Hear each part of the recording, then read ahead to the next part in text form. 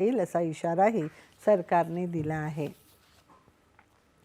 केंद्रीय आरोग्य आणि कुटुंब कल्याण मंत्री जगत प्रकाश नड्डा यांनी आज राजस्थान आणि महाराष्ट्राच्या आरोग्य मंत्री आणि वरिष्ठ अधिकाऱ्यांसोबत आढावा बैठक घेतली। आरोग्य सेवा पुरवण्याच्या यंत्रणेचं मूल्यांकन करण्यासाठी आणि प्राधान्य असलेल्या राष्ट्रीय आरोग्य उपक्रमांच्या अंमलबजावणीला गती देण्यासाठी या बैठकीत चर्चा करण्यात आली।